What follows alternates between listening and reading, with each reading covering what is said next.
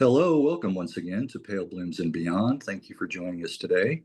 If you do like the programming you see here and the musicians and artists that I visit with, please be sure and hit the like button below and also subscribe to the channel. Allan Kingdom is an English-born guitarist who now resides in Burbank, California. Allan was a member of indie pop band The Siddeleys, who formed in London in 1986. The original lineup was Johnny Johnson, lead vocals and guitar, Allan on guitar, Andrew Brown on bass, and Phil Goodman on drums. Later, David Clynch and Dean Leggett would take turns playing drums.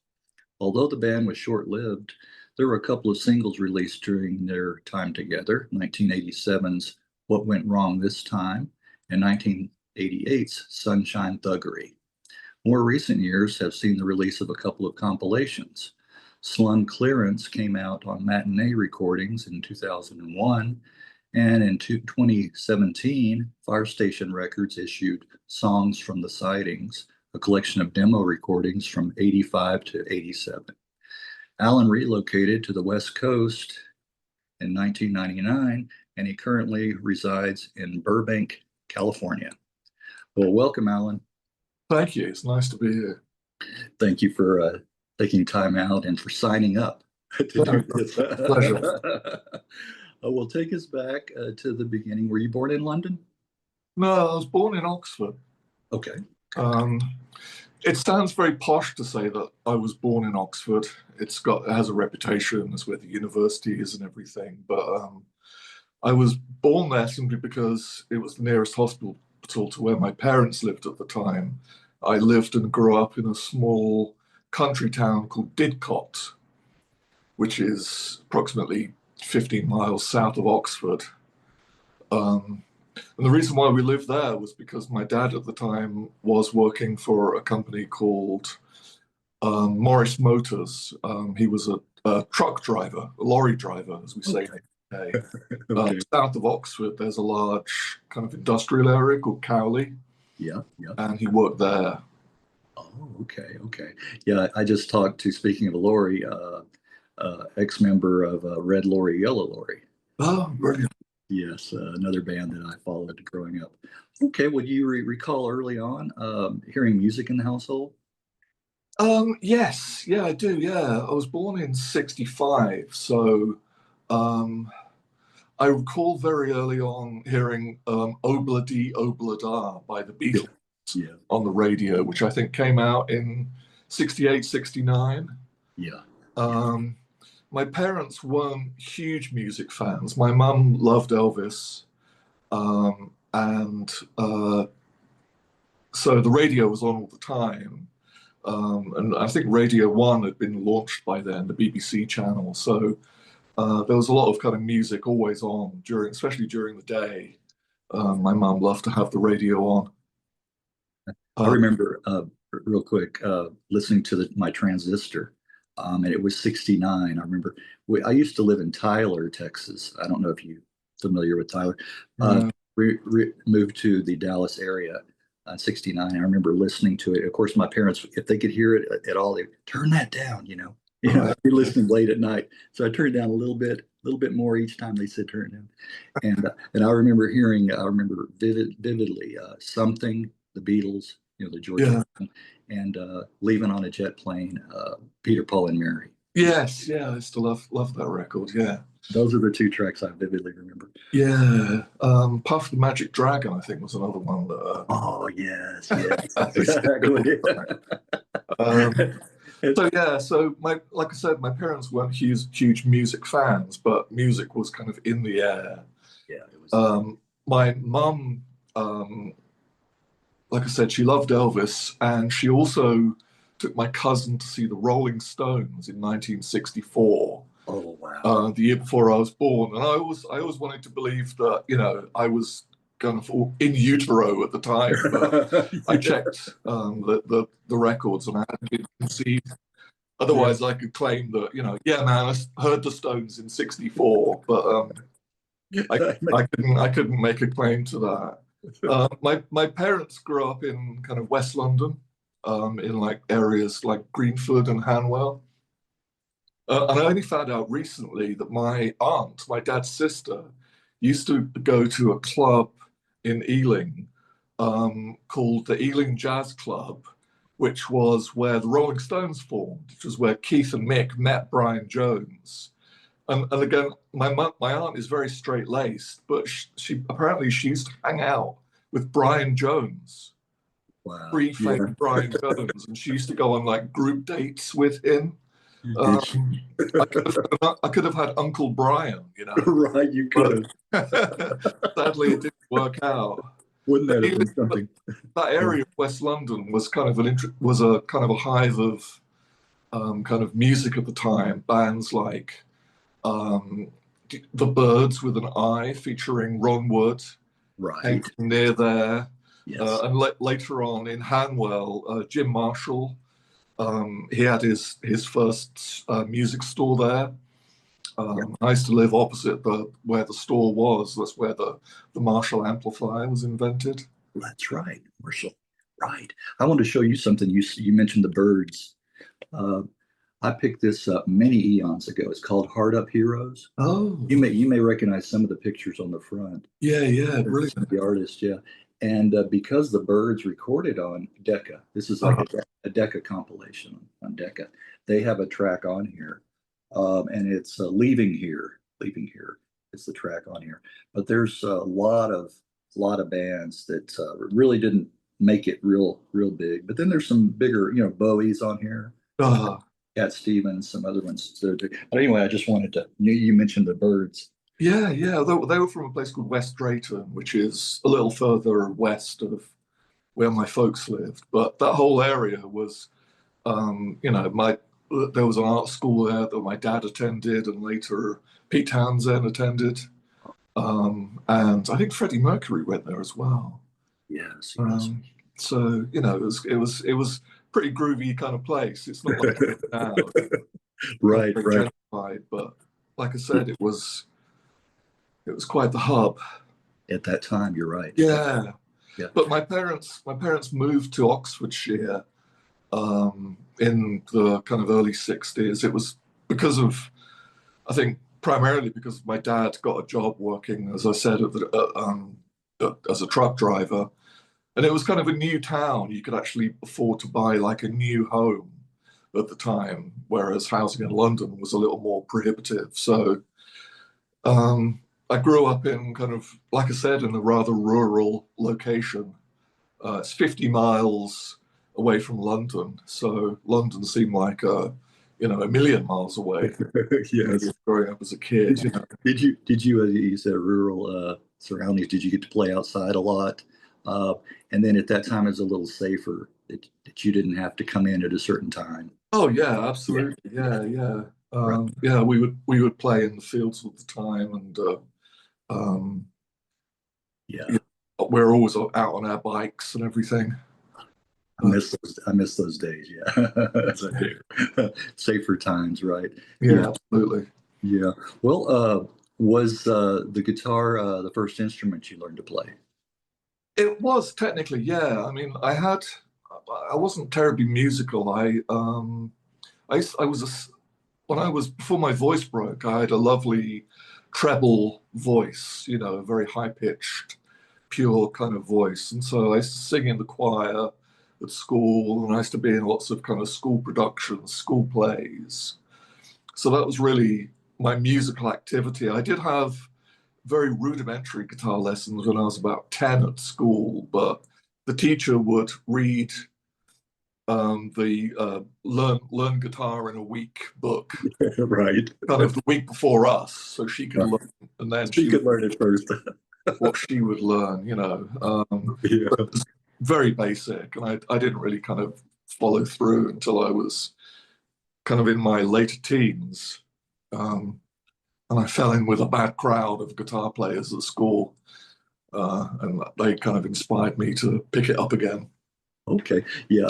There was one guitar that was kind of did all around. Oh, okay, yeah. My story is I wanted to learn the piano. Well, actually, I wanted to play synthesizer, like that.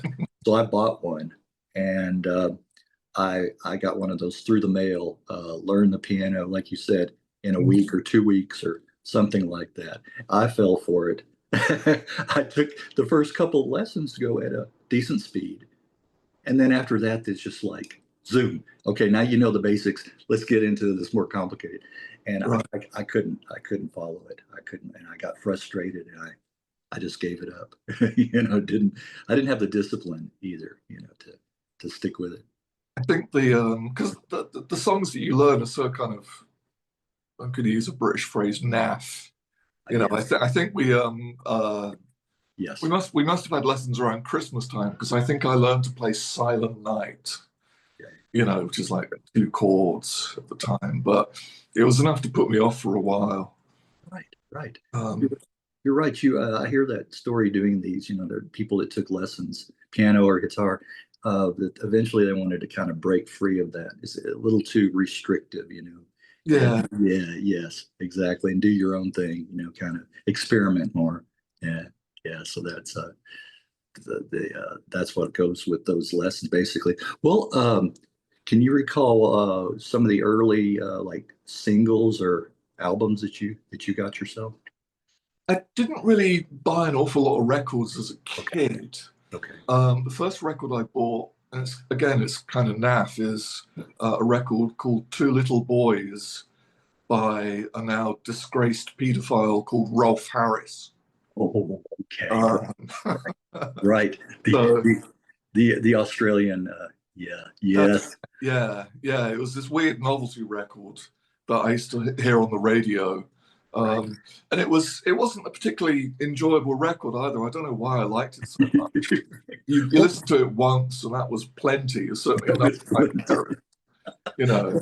What was the song he had about it had the kangaroo in the title?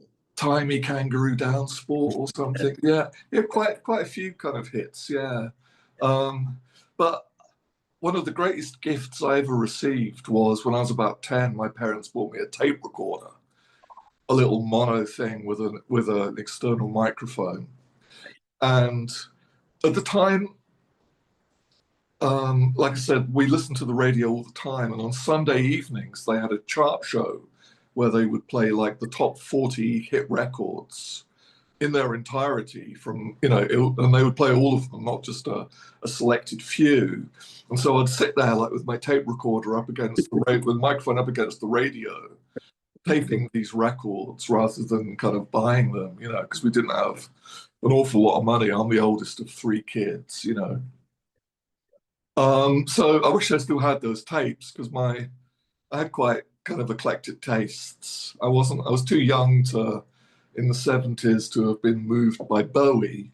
And I've been watching a few of your videos, and they all say, yeah, Bowie was like the great influence. And I remember him being on Top of the Pops doing Starman, mainly because my mother was completely horrified. I remember her expressing her distaste of Dave quite loudly. I liked all the kind of pop stuff. I liked Wings. Pilot I was a big favorite of, songs like January. Yes. Oh, yeah. Did you see my interview with David Payton? I haven't seen it yet. No, I want to check that one out. Yeah. I was really surprised that there's been a few I've done that I'm just really, it was gobsmacked when they agreed to do this, and I was like, wow, really nice guy though. Yeah. Yeah. I hope he's earning some money now, because one of the songs, Magic, is now used as the music for the Ozempic ad. Oh, yes, yes. Much to my dismay. Right. But at least, he might be getting a few. Right, right. That song has gotten a lot of mileage. Yeah. Other commercials, and I think soundtracks and things like that too. So hopefully, yeah, he has. He has been. Deservedly so, because they were a really good band. He was a great songwriter. Oh, definitely, most definitely. Yeah.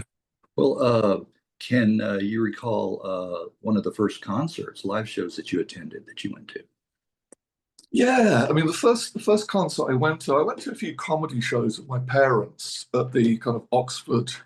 There's the Apollo Theatre there, but the first proper concert I went to wasn't until I was about 17, and I went to see Orange Juice, the Go-Betweens, and the Marine Girls. At the Lyceum in London. Yeah, and it's been downhill ever since. As it with Tracy Thorn? Yeah, Yes, yes. yeah. And it was just mind blowing seeing Orange Juice in the flesh. Like I said, London was, although it was only 50 miles away, mentally it was a lot further away, and we were these rather kind of nervous teenagers going up to London, and we stayed with my grandmother, and but that was honestly my first ever gig. Yeah. Yes, I tell you guys across the pond. Well, I can't. You're not across the pond anymore, but for those that are still there, how envious I am of you guys. Having, especially depending on where you live. Having Yeah. concerts just about every night. And here it's just few and far between, especially where I live. But yeah, I mean, in '85, like a couple of years later, I mean, literally every week, we discovered this kind of network of places like the Room at the Top, that Dan Tracy used to run, and a bunch of other places that we would literally every week it'd be like, who should we see this week? Oh, the Thousand Violins are playing. All the Mighty Lemon Drops were playing, or the Shop Assistants and the Pastels. So every week we would sort of just go into London and see one, all these bands that were playing at the time. It was quite amazing.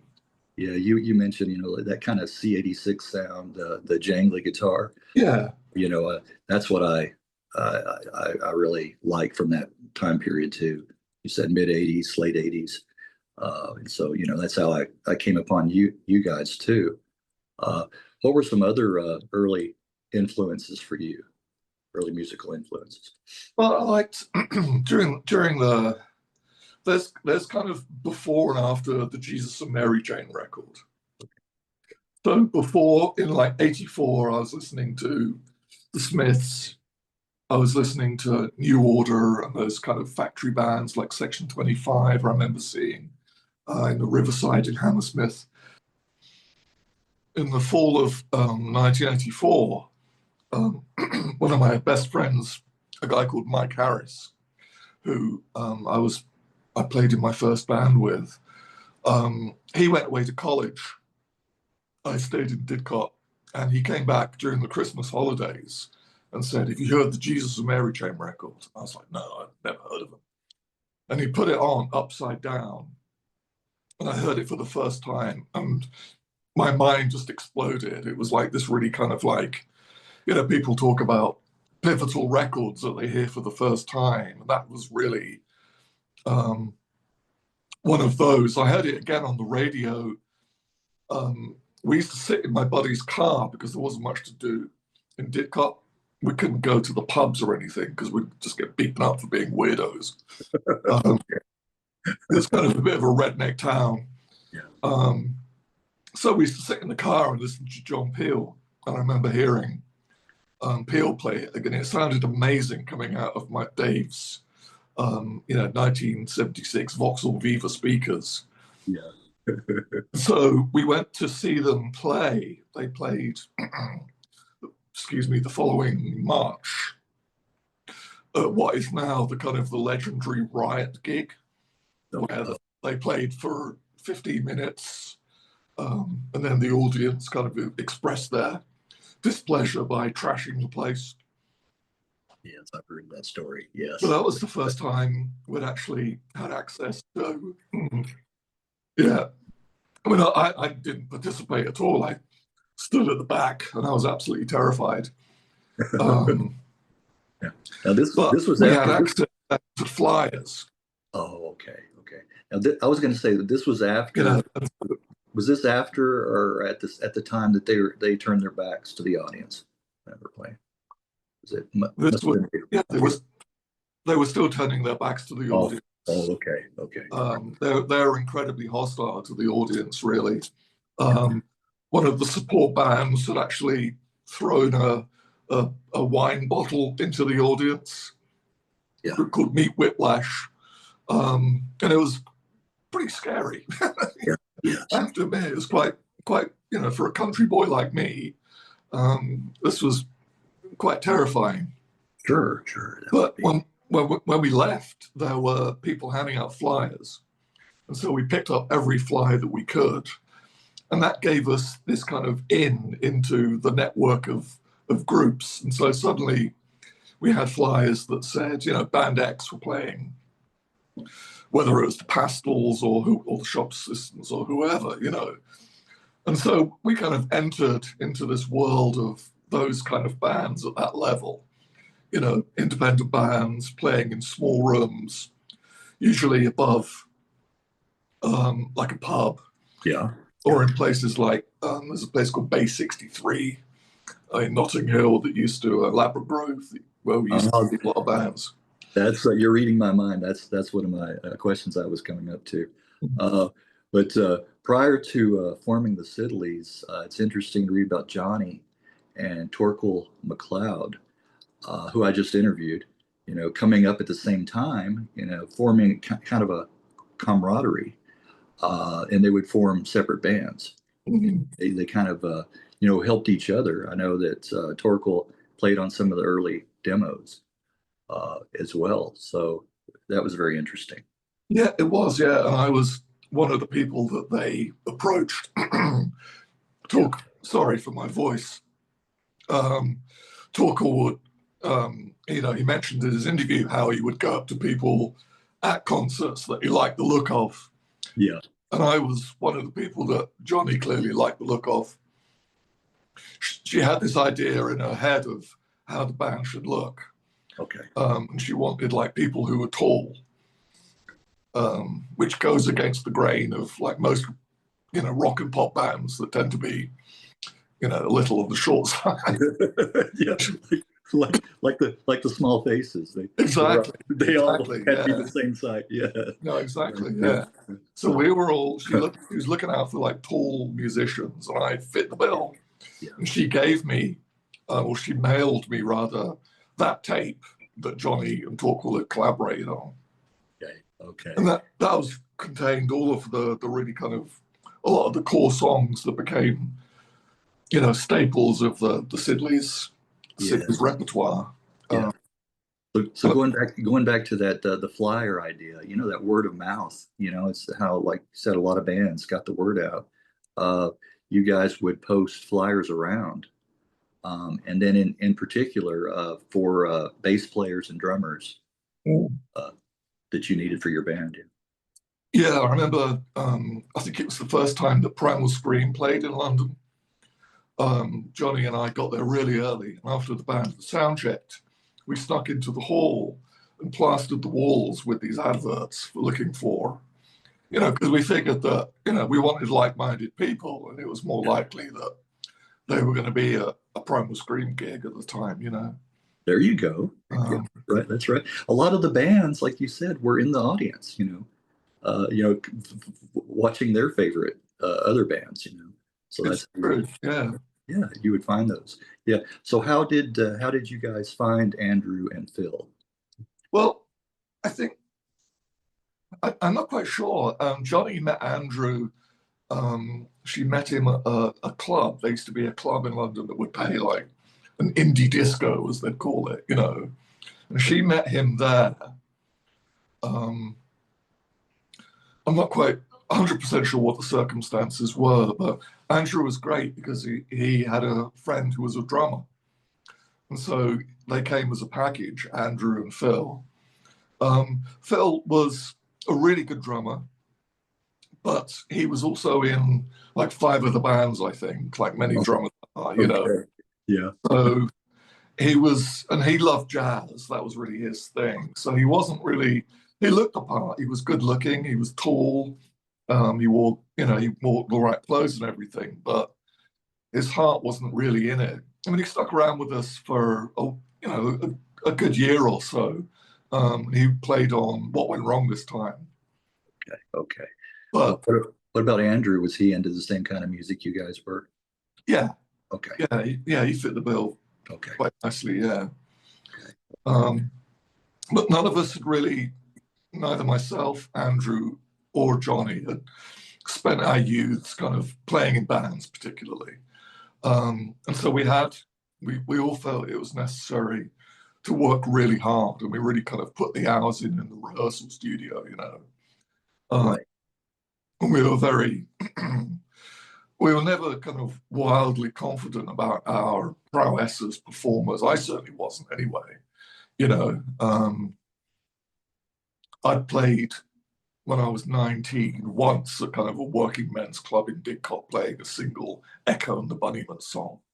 And that was the entire kind of, you know, my musical experience, performance experience up to when we played our first show in 1986. Yes, talk about that first show, Phil without his drums. Yeah. Well, yeah, that's right. Yeah, well, the band that we were supporting were a group called the Hobgoblins, and we'd seen them already and knew that they had the kind of stand-up kind of Jesus and Mary chain drumming style, where it's just like a snare and a tom. So Phil was going to kind of bring his full kit, but we discovered that the garage where he stored his drums was locked, didn't have a key. And so we had to kind of improvise with him playing on these two drums. And so it wasn't really us at all. It was, you know, it didn't sound like anything like us. And we were a little disappointed because we wanted to present, you know, all this hard work that we put in. And sadly, it didn't quite come across as well as we'd hoped. But for the second show, he did get his drums out. He did, yeah. Yeah, we made sure that we kicked ass. Right. I could say. Went down well. Yes, yes. Went down a storm. Yeah, absolutely. Yeah. Well, your first release, going back to Torquil again, was a Flexi disc for the fanzine Trout Fishing in Leytonstone. Yeah. And your song "Wherever You Go" was on one side, and then his Reserves, "The Sun Slid Down Behind the Tower" was on the opposite. Yeah. Right. Yeah. Yeah. We'd met. I think it was Torquil who met the band Bob. Oh, okay. More about them later. But Okay. at the time, we had like Ali Payne, who put out the fanzine and had kind of put our name up for inclusion on the Flexi disc. She was someone who was trying to kind of make things happen, and so she started putting on shows in London at this club that she named the Cool Trout Basement. And so it was almost like a kind of, you know, we would share kind of instruments and things like that. And we would go down to, I think Richard from Bob, he had a rich older brother who, I think Torquil mentioned this, he had a recording studio in the West Country. And so we would go down and like all three bands would go down and do some recording over like the Easter weekend. And it was those Easter recordings that became the 2 tracks that Ali released on the Flexi disc. Just very simple kind of 8-track. Right. Well, I forgot to ask you, where does the name Siddeleys come from? It comes from a brand of luxury car called the Armstrong Siddeley, which is like akin to like a Rolls Royce or something, you know, a really beautiful kind of luxurious vehicle.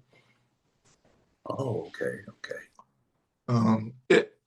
People never really felt it was kind of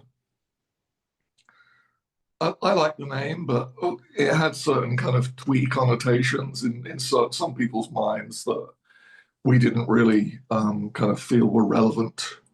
It's hard to be twee when you're 6'4", like I. Yeah. Right. Is that how tall you are? Yeah. Okay. You're a couple of inches taller than me. Okay. Yeah, I was good. Now talking about names, you know, of course we kind of laughed about your name and the rapper, you know, and Johnny. Now, was Johnny ever mistaken for the soul band Johnny Johnson and the Bandwagon? Do you remember that? Do you remember any kind of Yeah, no, she wasn't, but she was often kind of misgendered. Yes. I can I see. remember there was we had, I think it's on the Siddeleys Facebook page, I posted it, but the Sunshine Thuggery had a really terrible review in the NME. And the reviewer thought that Johnny was a he. Okay. Okay. Yeah.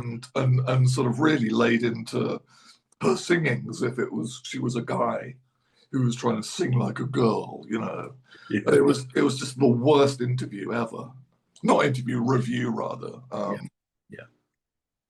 So no, there wasn't much confusion, but you know, like I said, I used to joke that because at the time there were these kind of gender bender pop stars, right? There was like Boy George and Annie Lennox. I used to joke with Johnny that she was my favorite gender bender pop star. But you know, unbeknownst to her, yeah. I Yeah. used to tell her, but it was, Yeah. yeah. I mean, it was, you know, it was all part of. I mean, one of the great things about pop music is creating a persona. Sometimes, you know, Right. and Johnny had this fantastic persona. Right. I mean, from the moment I met her, I was always really impressed by her. She was one of the smartest people I've ever met, and was incredibly literate and introduced me to all sorts of, you know, exciting kind of, you know, books that I've never heard of and movies. And She's a great writer. Just reading from the website, you know, her writing, you know, it's very, I mean, it elicits, in clarity, a lot of images, you know, just the way she can write like that. yeah, Well, yeah. it was really eloquent, and so was Yeah. Paul as Yeah. well. They were quite an intimidating pair because they were both Were they? really, really smart, and both were very kind of well read and very erudite, you know. I always felt like I was just this country boy with, you know, straw sticking out of my ear. But you know, so it was great. She, you know, she used to do a Yeah, lot of right. things. You need to clean. You need to wash your ears a little bit better there, Alan. Yeah. Yeah, but you know what I mean. Yeah. Metaphorically, that's how I felt about Yeah. myself. You I know, know. Yeah. sticks. Right. Yeah. Um, Well, go ahead. Did you have something else near? no, so sorry, I lost my train of thought. Yeah, so there was a short period when the band only kind of existed in Johnny's and ours and mine imaginations, you know, before we met Andrew. And so we spent a lot of time together, and she really kind of just taught me a lot about kind of art and music. And you know, as I said, she was very literate. People like authors like Patrick Hamilton, she really liked. She introduced me to people like Richard Brautigan, who I'd never heard of, and you know, stuff like that. So that was fantastic. Well, the band was signed to Medium Cool. And did you recall the signing to the label? No, I don't think there was ever any kind of signature. Okay, not official. Yeah. Right. A lot more kind of casual in those days. Right. Andy Wake, who ran Medium Cool, he had heard Johnny and Torquil's kind of home recordings, and I found out later that he didn't particularly want the Siddeleys. He only wanted Johnny. He felt that she had much more potential as kind of a solo artist, more of a kind of a Tracy Thorn, you know, kind of acoustic guitar kind of solo artist. But to Johnny's credit, she said, "No, I'm not going to do that. You know, the Siddeleys are a band. It's my band. You know, you either get the band or nothing." Right. So, Well, which was very kind of noble of her. I think exactly. Kudos for her. Yeah. And that was, I mean, it was fine. I remember they didn't do an awful lot of promotion. They put out this great poster that was going to be sent to all the independent recording studios around the country, and it featured all the other artists who were on Medium Cool, but left us off. And when we asked why, they said, "Oh, well, you were a summer release, and this is like our fall releases or something." Despite the fact that we'd only, you know, we still had there were still like, you know, 800 copies of the record sitting in a warehouse somewhere, you know. So we were kind of disappointed with Medium Cool, to be honest. Yeah. Well, what do you recall from recording what went wrong this time?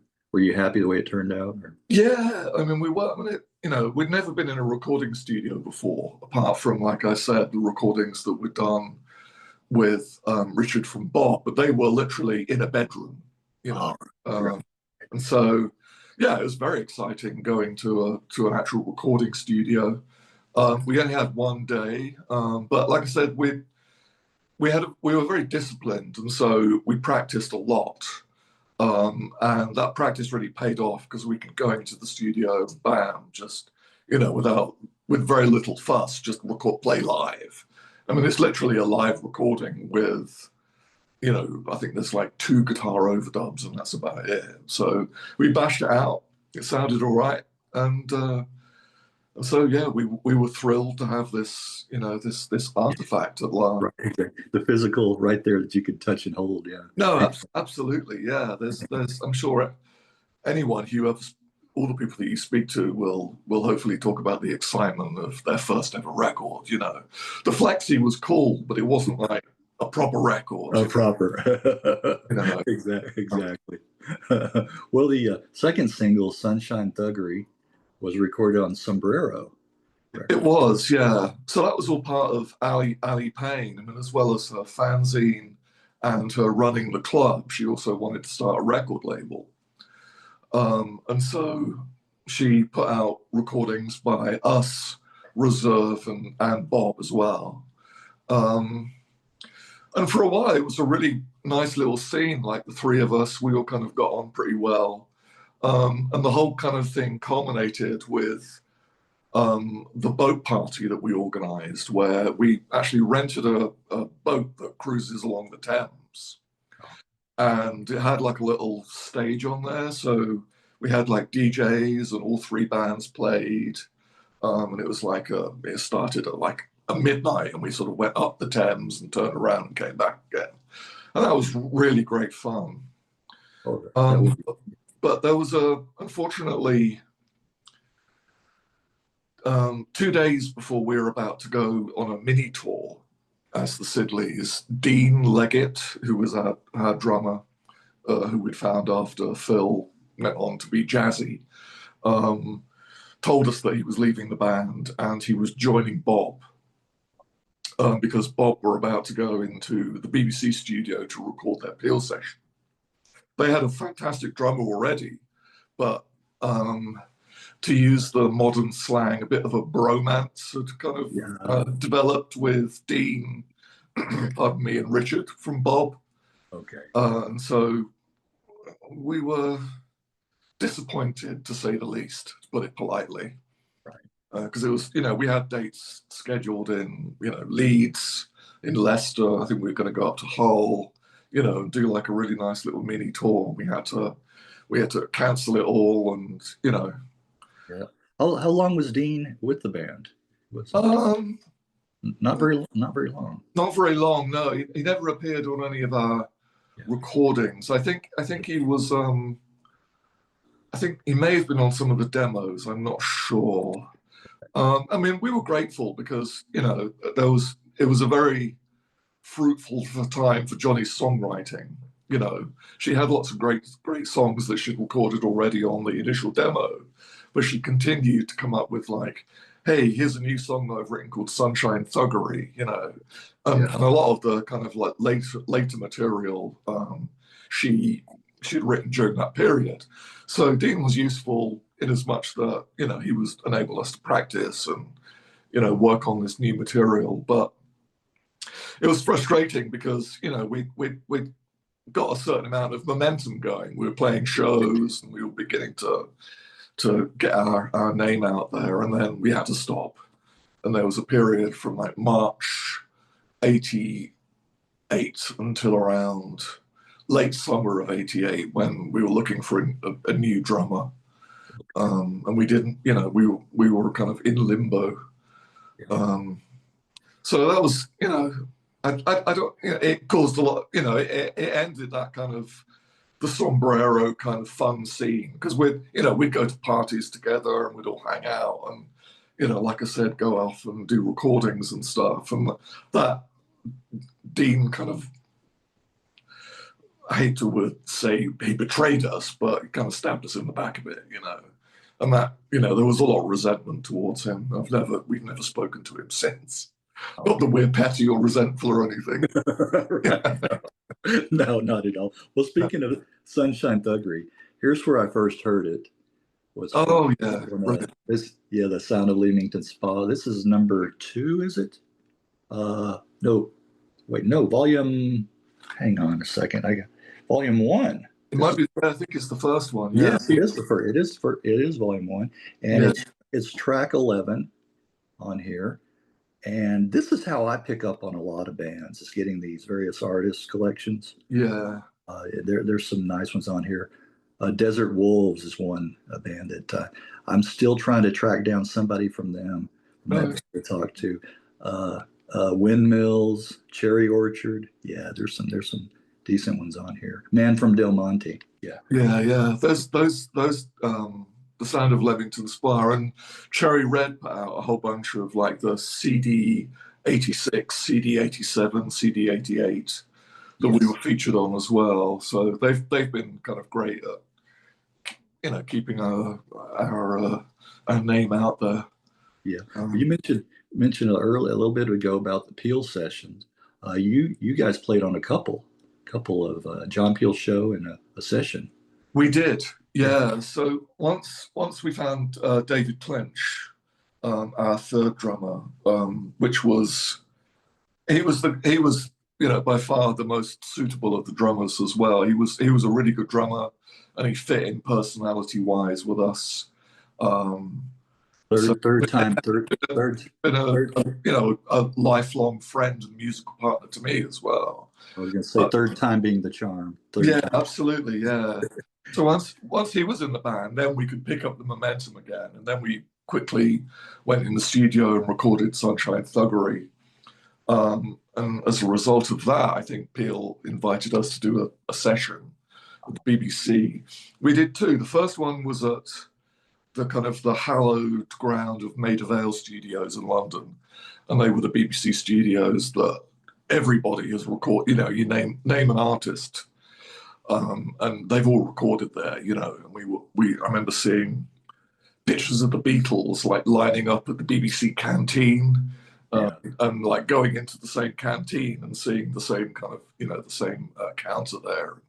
We all got our BBC little cup. Did you? It was fantastic. I mean, yeah, it was incredibly nerve-wracking because you get there at mid-morning, and you have until 10 o'clock at night to record 4 songs, all of which have to be of broadcast quality. So there's no messing about. You get in there, you set up, and you work really hard. To the testament of, I mean, the people, the engineers and everyone who worked there as well were incredibly experienced and were incredibly competent, and did this every day, But I remember during the recording of Sunshine Thuggery, I had a cheap acoustic guitar that the engineer at the recording studio that we recorded at couldn't quite get a decent sound out of it. But the guy at the BBC, he just, he knew immediately which microphone to use, where to position it. And I said to him, we'd had a bit of trouble getting this to sound good. And he was like, oh, I used to record the old folk programs back in the 60s, so don't worry about it. And he was just incredibly kind and very competent as well. So that's fantastic, I think in our naivety, we expected John Peel to kind of, pop his head around the door and so. But he obviously, it was. No, he didn't happen. Yeah, in talking to other bands, when I first started, the ones that had done Peel sessions, I always asked, "Did you get to meet John? Did you get?" And then, real quickly, I found out, no. Stop asking that question because no, didn't meet him. Yeah. Andrew and Johnny, he was fairly accessible. You could, if you knew what time he arrived at Broadcasting House, where he recorded his show every evening, you could kind of thrust a copy of your record into his hands as he was like entering the studio. And I know a lot of people did that. and we certainly did, and that's how we kind of came to his attention. But he really liked us, and we were very extraordinarily grateful for his support. Oh yeah, he championed so many bands over his. Yeah, I mean, listening to Phil Yeah. as a teenager really kind of changed my life. I was radicalized by John Peel. Yeah. And you were talking earlier about surreptitiously listening to the radio. Yes, yes. I Right. did the same thing because this show was from 10 till midnight, 4 nights a week. And I shared a room with my younger brother, so he'd want to sleep. Yeah. With my headphones on, listening to. Well, a bit of history. Where John got his start on radio. Was it Texas? It was Oklahoma. Yeah. Oh, okay. Yeah. I believe Oklahoma City, station there, but as John Ravenscroft. Right. Yeah. Yes. Yes. And then he was there. There's a lot of conspiracy surrounding him about the Kennedy assassination. I won't go into that, but he was there downtown. Wow, I didn't know that. At that date. So yeah, he was actually there. So anyway. Cool. Right. He took that one to the grave with him. Yeah. So the second session that we did was a little different because I think the Maida Vale studios were being refurbished. I don't know if they were kind of upgrading to a kind of a digital setup or what the problem was. And so the second session was recorded at a place called Wessex Studios in London, which was where the Sex Pistols had recorded Nevermind the Bollocks. But the thing about the BBC Studios was, like you said, there was a canteen there, all the facilities were there, everyone was very familiar and comfortable with the studio. But they clearly weren't quite as kind of happy and comfortable. And the producer was the guy, Dale Griffin. Yes. Drummer at Mott the Hoople. Yes. Yes. And we were all like Mott fans. So oh yes. We were excited to meet him, but he wasn't quite as excited to meet us. He was. Okay. He didn't like that. And apparently I've spoken to other Phil King, I think, has had a similar experience where he wasn't quite as friendly, and right. it was okay, but he didn't like us very much. And he complained a lot about my guitar playing. He complained a lot about David's drum, like the bass pedal had a squeak that was audible that nobody else could hear. But it wasn't quite the kind of the fun experience the second time around. Sadly, but Yeah, you mentioned Mott the Hoople. I have an upcoming. Here's one of those that I'm kind of surprised at. Don Powell, the drummer from Slade. Really? Yes, I've got that one coming up. He's a really super nice guy. He's living in Denmark. Interesting. Right, he and his wife moved there, and he says he loves it. But yeah, I just some of these I just for what it's worth, I'll reach out to him. I don't expect to hear anything back. Yeah, he was like, yeah, I'd be happy to do that. So that's upcoming. My sister is a Slade obsessive. She loves Slade. Is she? Yeah, so I'll give her a heads up. She's met them several times, but I'm sure she'll enjoy listening to that. He's one that's come up many times as influences and bands that a lot of the glam stuff. A lot of musicians were into growing up. That kind of thing. Wow. Well, so the second time was I liked all that stuff in the 70s. Yeah, yeah. And did you see my with what's his name with John's Children? Mark Bolan was in John's. Oh right, no. For a bit too, yeah. And I didn't really like I said, I was too young to kind of appreciate Bowie. Yeah. But I liked kind of the pop glam. I liked Sweet. Sweet, yes. They're another kind of West London band as well. Yeah. And another disgraced paedophile. I really liked Gary Glitter. Gary Glitter, yeah. He was one of my favorites back in the 70s, Yeah. Sweet. Are any of them still alive? I think they might have all passed. Or is there like one left? There might be a couple. Yeah, I actually met the singer Brian from Sweet. So Yeah. back in the 80s, I worked in a court. It was like a county. It was like a county court. So it was where people would go to get divorced and like make small claims. And he came in to sign a document that asserted his something to do with like he wasn't named as the parent of one of his kids on the birth certificate.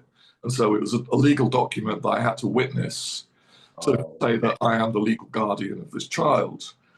And I remember he came in, and it was very close to his death, and he looked terrible. He was, you know, his hands were shaking, and he clearly had a lot of problems with booze. But he still had the perfect haircut. He still Yeah. had the same hair from 1962, Yes. blonde, perfectly coiffed. Right. It was amazing, but sad at the same time, you know, because you could tell that he was very unwell. He was on his way out. Yeah. Yeah. Yeah, yeah, that is sad. Nice stories though to reminisce about. Well, now there were plans to release a third single, but unfortunately Sombrero had run out of money.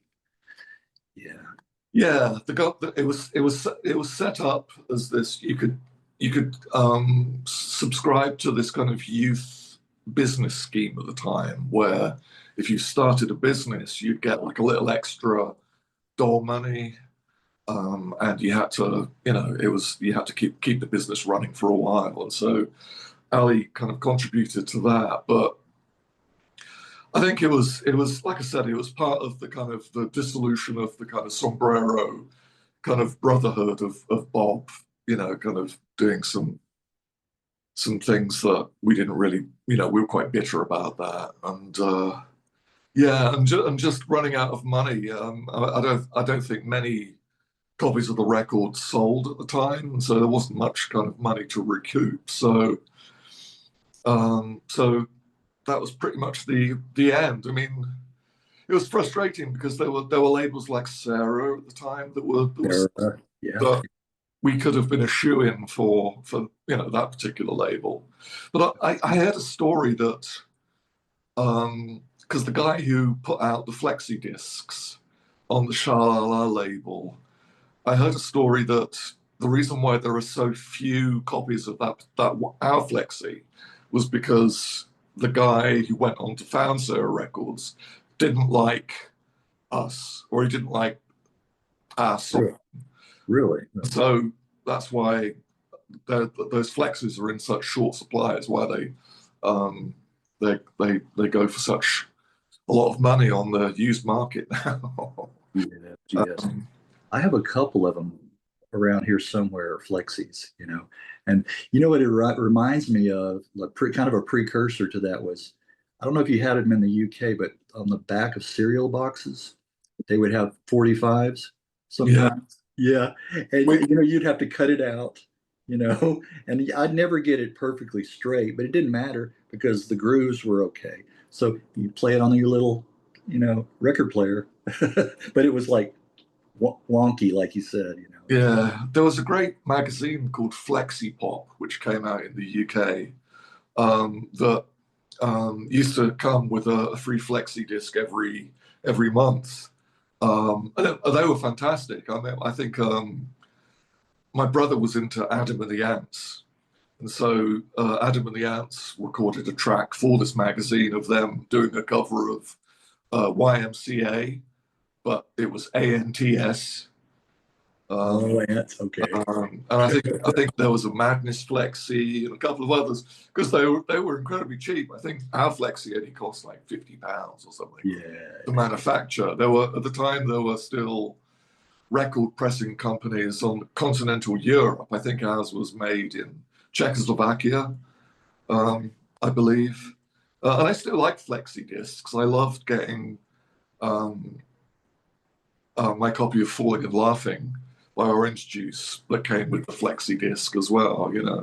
They were kind of disposable, but you know, they were really nice artifacts. There's a company in LA that makes them, but Oh, they do. They still make them. yeah, they make them on a square. They're quite expensive to produce, but they're still, you know, they're still around if you want one. That was a good idea at the time. Yeah, whoever originally came up with that idea for the Yeah, yeah. We were really proud to promo. So you guys kind of just fizzled out, kind of dissolved. Well, it wasn't really a fizzling. It was more of a, I mean, there was a lot of, we never kind of had a really kind of good time in the Siddeleys. Like, we always felt that things were against us. I mean, one of the, here's an example of kind of like, you know, going on tour, for example, was never like particularly fun. We were invited to play in Manchester once, supporting a band called the Wolfhounds at a place called the Boardwalk. And we decided that we'd drive up during the day, you know, play the show and then kind of drive back. It'd be really easy and kind of hassle-free. And, you know, I just remember it was a freezing cold day. I don't know if you've ever spent kind of 4 hours in the back of a van when it's like -2 outside.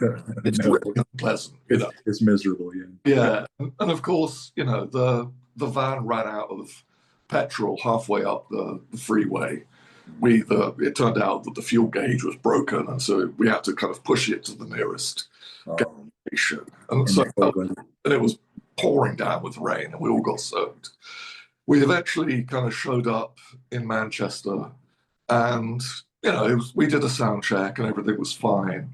And we brought a couple of friends with us. And one of my friends immediately got horrible food poisoning, you know, and so he was really unwell. And we you know, we got on stage and we started like the first song. And on the first strum of the first chord, I immediately broke a string on my guitar. No. You know, and I picked it there, but it was like up and at the back of the stage, you know. Right. And I hadn't thought to like tune it up, and you know, so the first song was completely out of tune, and then there was like a 5-minute break while I had to go to the back of the stage and unpack it and tune the guitar, and then you know we could carry on. And I remember the sound man for some reason had put an echo on Johnny's voice that she hadn't asked for, and it was like really disorienting to hear Johnny's voice with this. It wasn't like a reverb, it was like an echo. So, and it completely put her off. So we had this really weird kind of performance, and like the Manchester crowd thought we were shit, basically. They really didn't like us. And like, they'd all come to see the Wolfhounds, who were, you know, this kind of really kind of powerful kind of rock, you know, a lot more kind of aggressive sounding than we were. And then afterwards, it was still miserable and cold, and my friend was sick. And, you know, we packed up the truck, and eventually about midnight, we left Manchester, and I was doing the driving. And the van was really heavy because it had all our gear in it, and it was just a heavy truck anyway. And I ran a red light in Manchester on the way out of town. And of course, we were spotted by a truckload of policemen. And they immediately pulled us over and searched the van, and you know, and the policeman asked us, said, "What sort of music do you play?" Because I said, you know, we've just been played in Manchester, and I thought, what's the most respectable thing that I could think of? And so right. We're a jazz band, and he said, if you were a punk band, we would have fucking had you. We would have spent the night in prison. And we were escorted out of Manchester by a truck full of policemen while I sang Sex Pistols songs the whole way down the freeway. Oh, that was smart thinking. But that was kind of a typical. Sorry. That was smart thinking there to say you're a jazz band. Yeah. Yes. Yeah. Oh, that's from the word go, that whole trip. Yeah, that was like a bad omen. Like you said, the weather from the start. The whole you know, we all seem to kind of play up north, or you know, do shows in the winter. You know? It was just really cold and really miserable. And it was never. We did some fun shows. I mean, we supported a few people that we liked. And part of Ali Payne's thing was that, because she had this club, we would, we would be the support slot. So we played with like the Chesterfields, for example, people like that. But we played with House of Love, and they were really mean. They were typically when you're a support band, especially when you're first on and you've only got like a 15-minute slot, you use the headlining band's gear, their amplifiers and the drum kit, etc. And so we showed up with our guitars and said, "Hi, do you mind if we use your amplifiers?" And Guy Chadwick, the singer from the House of Love, just said, "No." Said, "You can't use it." He said, "These are vintage." He was really posh, and so he said, "These are vintage Fender amplifiers, and if we were to keep them on all night, we'd end up sounding like the Buzzcocks." And so, and we were like, so we had to scramble, and someone got on the bus and knew a mate who had an amplifier. And so there was a lot of that, and they took our money as well. That was the other thing. When we would get paid at the end of the night, there was a lot of that, competition thing, and that the opening act, like you said, hijacking the opening act. There was a lot of that went on. Yeah. Just mean kind of. It really was. There was no. I always expected there to be more of a camaraderie between them. Yeah. But it was funny though, because just to kind of back up to the early Siddeleys, I decided that I needed to buy a decent guitar because I only had like a cheap, Japanese guitar at the time. And so I read in a guitar magazine that Fender were introducing a guitar called the Fender Jazzmaster that had been out of production since the early 70s. And Fender Japan were releasing them again in the UK. The Fender Jazzmaster was made famous by Tom Verlaine from television. Huge television head. I just worshipped Marky Lou, So when I saw this, I immediately mailed them a deposit for the guitar. And then a few months later, went down with Torquil to the guitar shop. It was in a place south of London, and bought it. And it was one of the very first. And I have one here, just to. Okay, hold it up there. Yeah, this is actually a Jaguar, but it's the same kind of thing, with the asymmetrical body. Yes. And it has like the this long tremolo arm that I like the look. I like the look of those. Yeah, everybody did. And the thing was that every band that we played with fell in love with my guitar. So we played with Tallulah Gosh, and the guy from the band went out and bought one. We played with the House of Love, and the guy from the band went out and bought one. We played with Bob, and he went out and bought one. We played with, and we also, one of the last shows before Dean left, we played with My Bloody Valentine. Okay, tell that story. And Kevin Shields fell in love with my guitar. And there's no photographic evidence of him playing one of these guitars prior to meeting me and playing my guitar.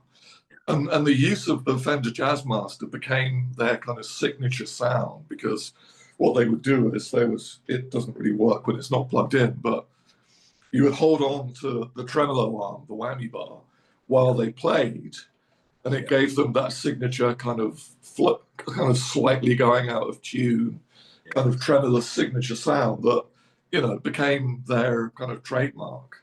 Yes. And I always kind of assert that, it was because of me that, he quizzed me about it and found out where I bought it. And, and it was because of, obviously I can't prove it.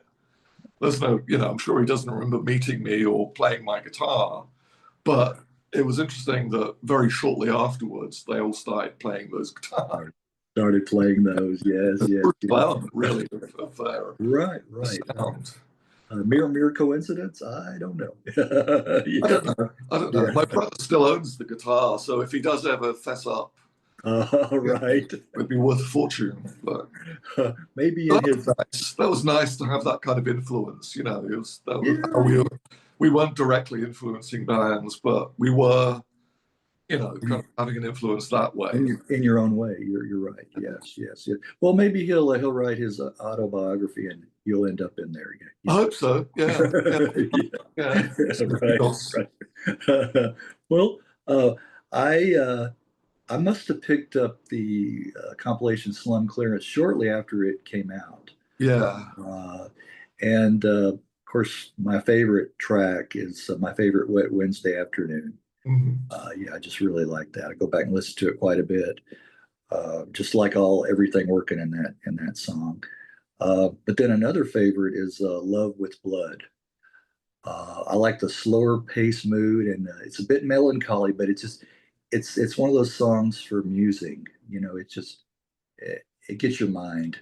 Yeah. It was the lyrics to that were really good, and we found that track we recorded with the second Peel session with Dale Griffin, and Johnny had I think she'd put an advert up because there's a keyboard pioneer. Yeah, that's the part I like. Yes, and that was a guy who I can't remember his name, but he was like a student at the Royal College of Music in London, and I don't even know if we gave him any notes or he just we just picked him up, and it was like, hey mate, thanks for coming along. He must have heard the track and sort of had some concept of what it was, but it was beautifully embellished, the song. It did. Nice layering effect. Yeah. I mean, a lot of the times, it's funny you like Wet Wednesday, because we'd actually released that as a B-side on our first single. And the initial recording of it was a very fast, kind of more strummy, kind of indie sound, because it was kind of, at the time, like I said, we were very disciplined at practicing, but it was all about kind of playing live, trying to kind of have an impact live. But I was never satisfied with it. And I knew it was a good song, deserved a better arrangement. So I kind of went back and rearranged, the guitar part, and, encouraged the band to play it a little slower. And for many people, it really sticks out as a standout track. Pop track, yes. It was that initial Slum Clearance compilation came out because, like I said, we'd released 2 singles and only in batches of 1,000. And by the late 90s, they were quite sought after. People, discovered us. And in particularly in Japan, we were very popular. And we found out that somebody in Japan was actually printing bootleg copies of the Sunshine Thuggery record. I've never seen one. I don't have one, but they're out there somewhere. So we thought, that there's clearly a demand, and that's why Slum Clearance came out, to kind of meet that demand, which was really nice. And a lot of that's to do with Peter. I'm going to mispronounce his name. I think it's Peter Handorf. Okay. Who's the guy behind all the Sounding Leamington Spa compilation. Okay. He was really, because it takes a lot of work to kind of put together a compilation like that. We've been asked to kind of reissue it on vinyl, but to get I think the rights to the first single were purchased by Cherry Red. Okay. Getting the rights to the Peel session tracks is a lot of work. Peter was like, he had the discipline and the energy to actually kind of do it all together. But these days, nobody has the time or the energy to kind of do that again, sadly. Yeah. But we do have, there's a company called Optic Nerve Records that does a whole bunch of vinyl reissues. Right, I've heard of them. I don't know if you've come across them. So they've put out both the singles on 7-inch. Okay. Well, speaking of Firestation, from the Sound of Leamington, they released the Songs from the Sidings, the demo recordings. Yes. From 85 to 87, just a few years ago. Did you hear back on that, or from fans, or from critics, or anybody? Not directly. I've heard a lot of positive things. I was really thrilled. Well, I was kind of thrilled and dismayed at the same time. I was really pleased because the infamous demo that Johnny gave me, the infamous Johnny and Torkel demo, was so good. The quality of the recordings and Johnny's singing and everything was just fantastic. And it was recorded under pretty rudimentary circumstances, but you could tell that there was really something there. And so I was really pleased that that came out. But often when you go into a demo studio later on with the band, there were things, there's some kind of guitar performances that I'm not wild about. That Okay. I'd like to kind of just erase and Really. but Okay. yeah. Well, it's interesting. Yeah, look, it was a moment in time too. Looking back on it, and it's of its time, as they say. Yeah, it was. Yeah. So, But I want to go back to kind of the demise of the band just a little, sure. because I mean, like I said, we weren't having kind of a wildly fun time. I mean, we'd gone through the kind of emotional upheaval of losing two drummers in the space of 2 years. Like I kind of detailed in the Manchester story, touring wasn't as often, it was often great, but there was a lot of time when we were, it was always cold and wet and miserable, and we'd play for like 8 people in a pub in Leicester, and things like that. And so, but there was also, I was a bit of a dick towards the end of the Siddeleys. Like, I mean, I remember Johnny writing another batch of songs that we went and demoed, and there was one song in particular that I didn't particularly like. It had this kind of 2-chord kind of droning riff, and I got a bit cocky and thought, hey, I want to be playing things that are more challenging and complex. And I remember being a bit kind of passive aggressive as well. I think I refused to play on that track. Johnny ended up playing guitar on it, and just it being in a band, it is like, I'm sure you've heard this a lot. It's like being in a relationship, right? So there's a lot of, you spend a lot of time together. That's right. Usually in the back of a transit van driving on a freeway, and It's a family. It's a family, or if you have your own, it's like a second family. Yeah, exactly. Yeah, and so once we found out the Sombrero had run out of money, and we didn't feel that anyone sort of gave a shit about the band, really, to be honest. And we were at a point where we were headlining, playing like kind of top slots, but we weren't really kind of getting the crowds in. And so Johnny just felt that, it wasn't so much a fade away. It was more like she just called me and said, I think the band should split up. We're not getting on. It's clearly that you're frustrated. There's no future, really. And so we did one last gig at this place called the Falcon in Camden, and it was amazing. Like, we suddenly had a full room. There were like fans from Spain that came to see us. It was incredible. It was a fantastic gig, like the best of our career. But of course, it was also our last. Your last, yeah. And so, Johnny went on to recruit some new musicians. I had a band called Armstrong for a while, but that kind of fizzled out. I a couple of years later joined a band with David Clynch, a kind of a work colleague of his, who put a band together. Do you know who Ricky Gervais is? Yes, the comedian, British comedian. Yeah. In the early 80s, he'd been in this kind of synth duo. Yes, he was. What was the band's name? What was the I can't believe that's him, Yeah. I mean, he is so thin. I mean, he really put on weight as he got older, but I mean, it's hard to recognize from the video. It was band here real quick. Yeah, he was in Siona Dancing or Siona Dancing. That's it. Yeah. Yeah, Well, that was it. That was it. The other guy who wasn't Ricky Gervais in that band, Yeah, yeah.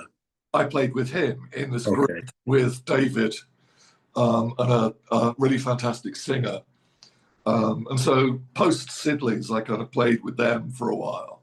Yes, yes. And kind of did the the London kind of touring thing. We had no idea that this is before The Office had come out, so nobody had any idea who Ricky Gervais was. This he was just like this kind of slightly grumpy guy called Bill.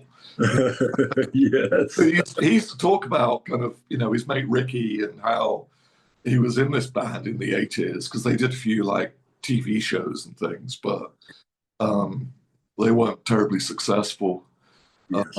So that was fun playing with him, just being a lead guitar player. And then you talk about kind of pivotal records. One of the pivotal records for me again was like hearing Big Star. Oh, right. And hearing Teenage Fan Club. Yeah, yes. And all of a sudden there was this there was this magical world of like American kind of rock.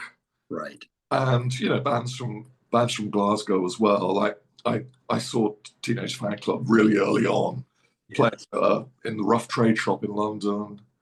There's not a song, Teenage Fan Club, that I don't like. I haven't heard one that I don't. Yeah. Like.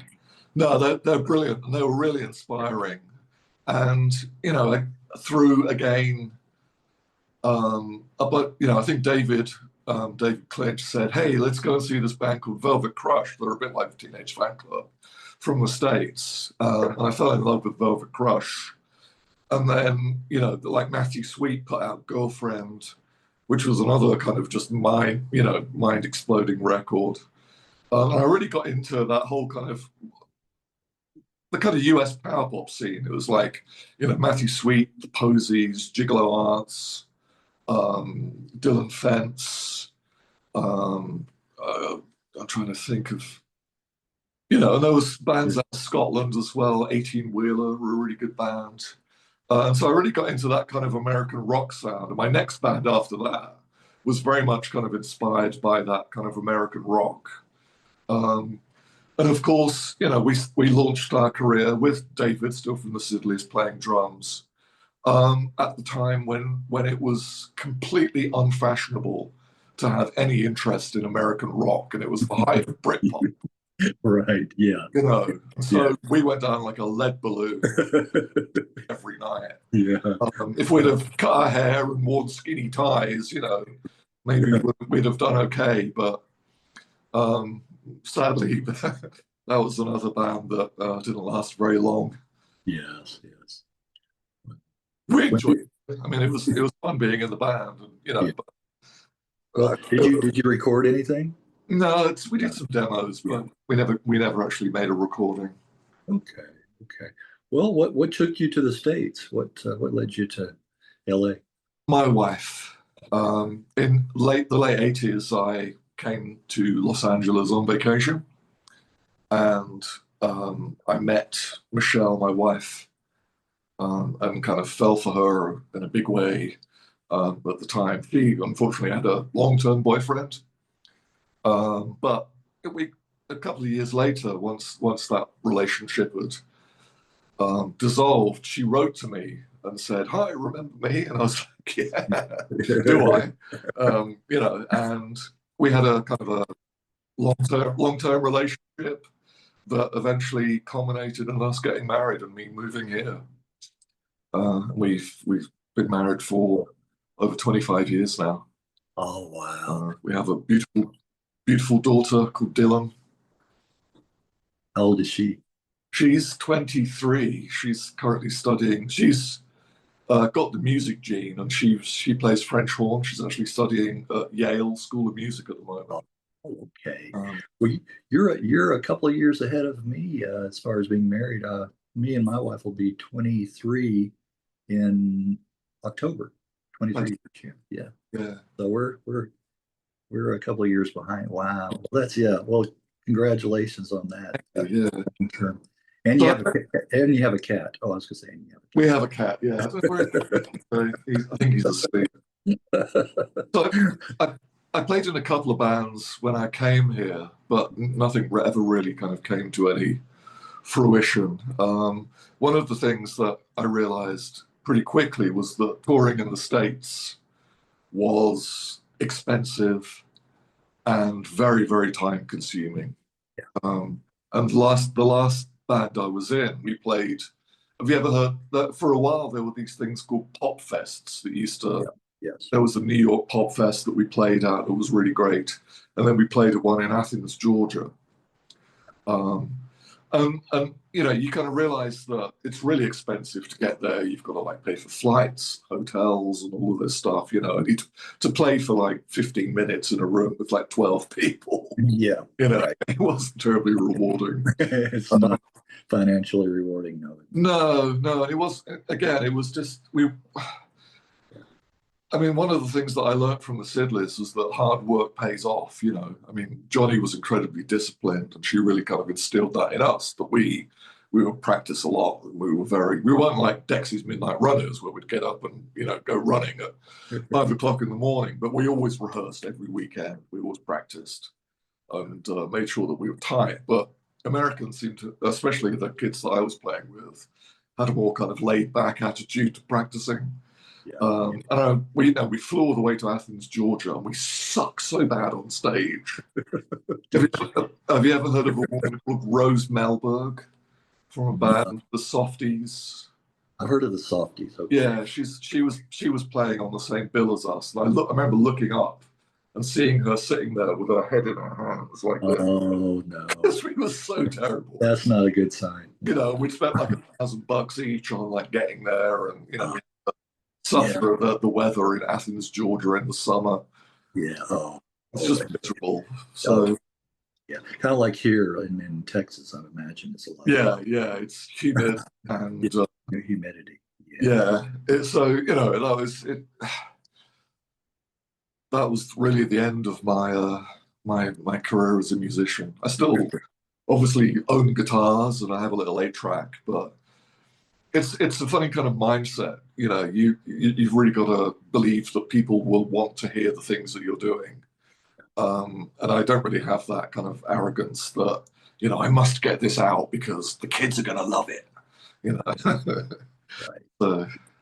So, well, there's a lot of guys that I approach doing this, and they say, "Well, I'm retired. I'm not doing that anymore." And I say, "Well, that's all the better. I mean, this is a bio about your pastimes, your whole musical journey. It's what it doesn't matter that you're not doing anything right now.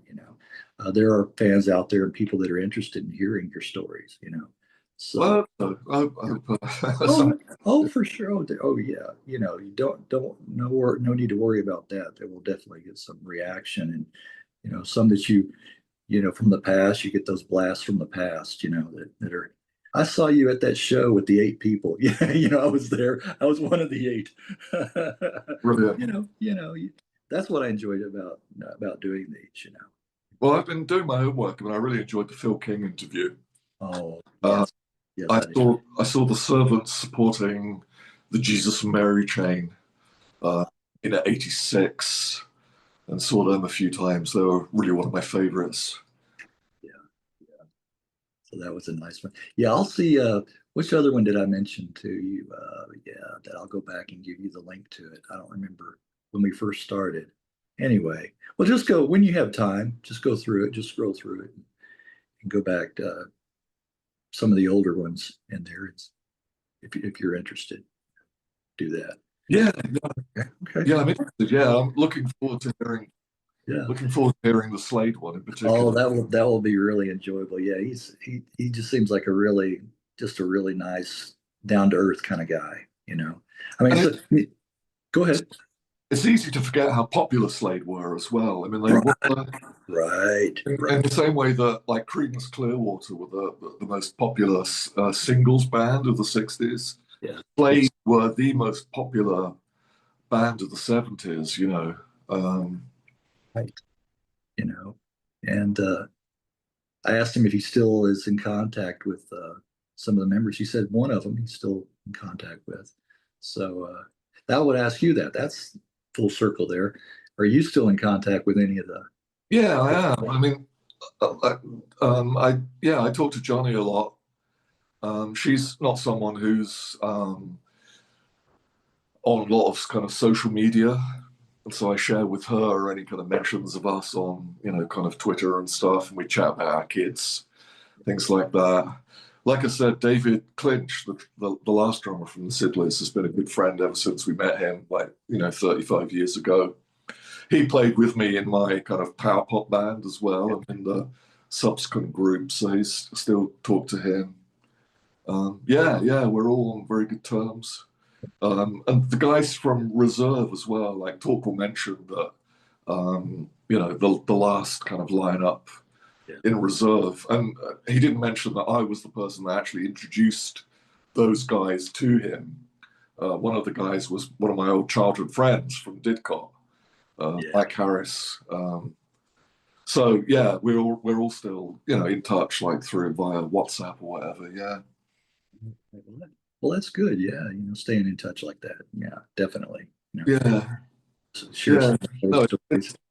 it's the friendships that have lasted decades that are more rewarding in many ways than that kind of, because because we had so many gaps where we were drummerless. The Siddeleys really only lasted like a year and a half, 2 years of actual kind of activity when we weren't like looking for a bass player or looking for a drummer. It was amazing. We packed so much in. Really, it was a very productive time. I was going to say, yes, you did. But that's when you're young. I was only like 19 when I joined the band, so you have that energy back then to do that kind of. You can get by on less sleep and all that. Absolutely, absolutely. Right. Okay, well, thank you, Allan. I want to thank you for doing this. Well, thank you. It's been a pleasure. I hope. Yes, and it has for me too. I get so much out of this, or I wouldn't be doing it, I guess. Yeah. So work. Oh well, thank you much, and I will get you a copy of this. Like I tell people, it's usually the following week, so probably midweek next week. I'll send you. Shouldn't be much to edit out of this, and then see what kind of mileage we can get. Yeah, great. Okay. All right. And you have a good rest of what is today's Wednesday, right? Wednesday, yeah. It's a beautiful day here in Burbank. It's not I'm sorry I have to go for that low blow again. It's not a wet Wednesday, is it? No, it's not here. It's in the upper 90s.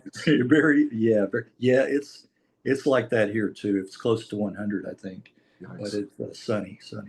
All right. Thanks again, Allan, and all the best to you. Okay. All right. Yeah, and we'll be in touch and keep in touch.